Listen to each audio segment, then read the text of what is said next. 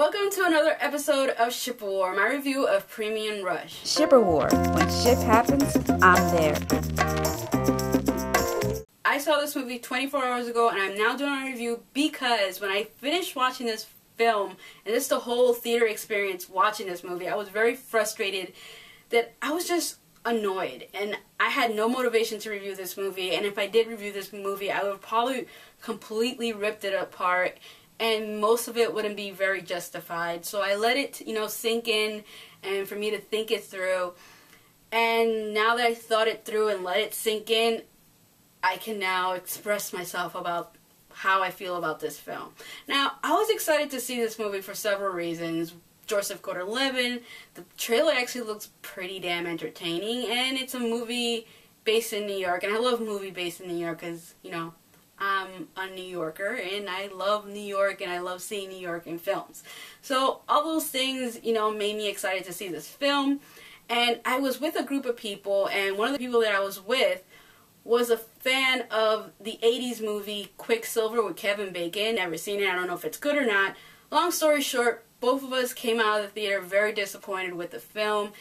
And he was disappointed with it even more than I was because he was like, this was basically Quicksilver, but watered down and a lot more colorful, because he says Quicksilver is more dark and gritty and it's a more of a interesting story than this film. Again, I've never seen it, but that's what he was telling me. The positives of this movie, Joseph Gordon-Levitt, the visual effects that they had for this film, for the streets of New York, that was pretty cool. They started off the movie with one of the songs from The Who, which I love. When they started the movie with that, I was like, this movie's going to be amazing, and then it just didn't end up that way. It ended up being a crap, but just the song itself is one of those positives in this film.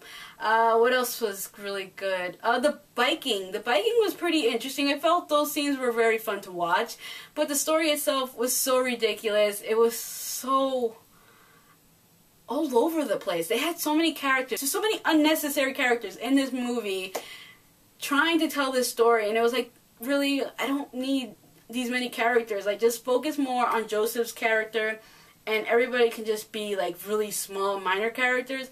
But they gave like way too much screen time to some characters who just didn't need it, and they were just bringing down the movie during their scenes.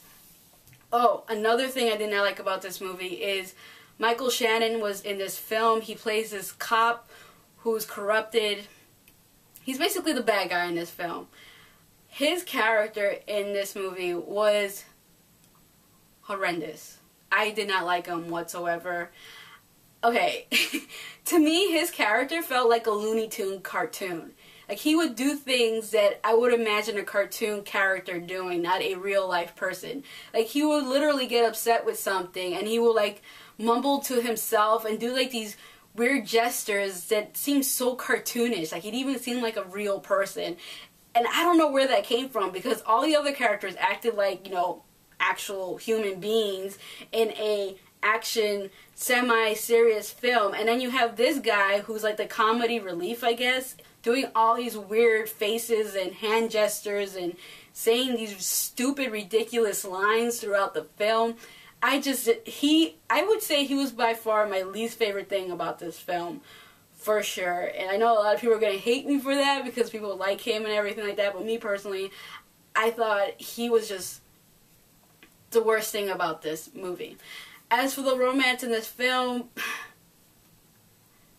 I didn't like it. I didn't care for it. I could have done without it, to be completely honest. I didn't see the purpose of it. Again, another unnecessary character thrown in this movie just to, like, I don't know, even just to connect, I guess, Joseph Gordon-Levitt's character with another character, and just, this movie was just not very good. I would recommend this movie for those who are interested in seeing it. If you're interested in seeing it, by all means, go see it. For those who are Joseph Gordon-Levitt fans, go see it as well. But for those who are just curious to go see it, I personally would not recommend this film to you because I feel like it's not worth the money to spend. I mean, you can spend $11 or $12 or whatever, how much movies are where you are, on something more important or another film that's worth watching. And I don't feel like this movie is really worth watching in theaters because I didn't feel like it was that great. And I see Rotten Tomatoes has it as fresh, and I envy those who actually enjoyed this film, because I really wish I did enjoy this film, but I really didn't, and I honestly cannot recommend this movie to everyone. But if you're interested in seeing the movie, you're curious, again, go see it, because everybody has different tastes, different opinions, and that's what makes everything so beautiful and wonderful. So that is all for this episode of Ship War. Goodbye, and until next time. And if you haven't already, please subscribe. To be completely honest with you guys, 5 minutes into this film, I sunk into my seat and sighed and said to myself in my head, oh my gosh, this movie is going to be absolutely terrible. Why did I even decide to come here? There's so many other things I could be doing right now at home. Why am I here? Oh my gosh, I am so regretting this. 5 minutes into the film.